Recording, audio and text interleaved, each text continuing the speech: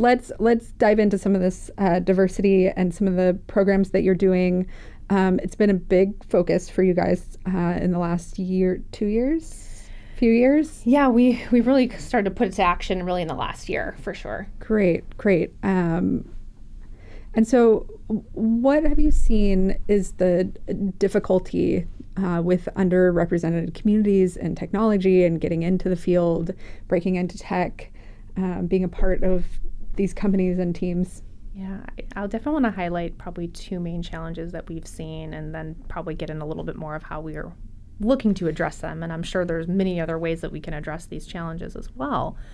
But one key thing that we were noticing, when we started, once we got an HR person in, they're like, "Ooh, you guys need like an HR management system." I'm like, "Oh, okay, yeah, cool. I didn't know those existed. Let's get that in place."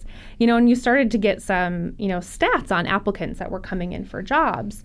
And, I kind of asked her, I was like, "Hey, like, what is our like diversity in our pipeline looking like, and like, have we interviewed any females for any of our dev jobs? Like, what is the diversity of gender and racial diversity too in our organization?" And we started asking these questions and we started looking at the data from what was coming in. We definitely have been in a very privileged position where we get quite a bit of inbound interest in our company. So we haven't had to do a lot of external recruiting to get people to come in to the roles in our company. So we're just kind of like seeing who finds us, right? And looking at our tech side of the business and looking at the applicants, there was not really diversity in the applicant pool.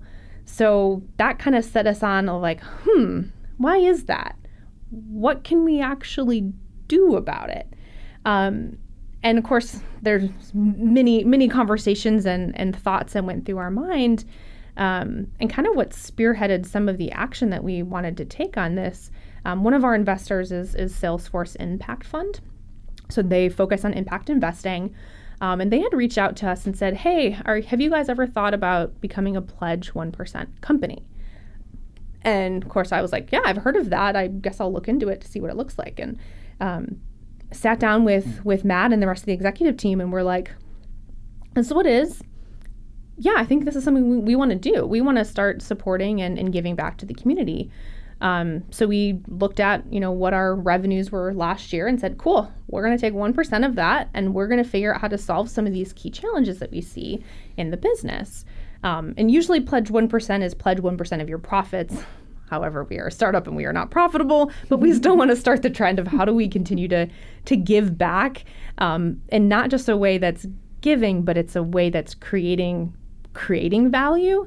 So that kind of started the journey of, starting to look around the San Diego tech scene and be like, all right, who's already working on some of these problems that we can partner with? So definitely talked to quite a bit of people in the community, and everyone's like, "You got to talk to this girl, Chelsea." Oh, you make me blush. And I was like, all right, let's find this girl, Chelsea. And that's kind of when we met was, hey, Chelsea, how's it going? We want to help solve diversity in tech jobs. And you were just like, amen. And it was such a moment of, yes, this is a problem we both clearly see and clearly want to do something about. So let's do it. So that was probably a good, 9 months ago, probably. Yeah. But now we're doing it. We're getting together to sponsor some scholarships through the Learn Academy.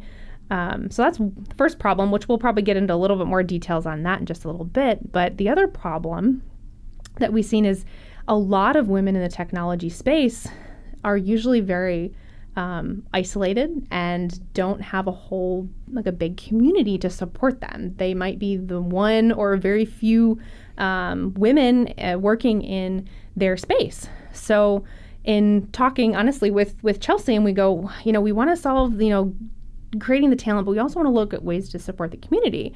And thanks to Chelsea, she was like, you got to talk to these girls in tech group to see what can be done there to continually to support a really strong community of women in this space. So we reached out to them and fell in love with their program and what they were doing there. So kind of drove us to how we can support that community and be very more actively involved in that community too, to help solve some of these challenges.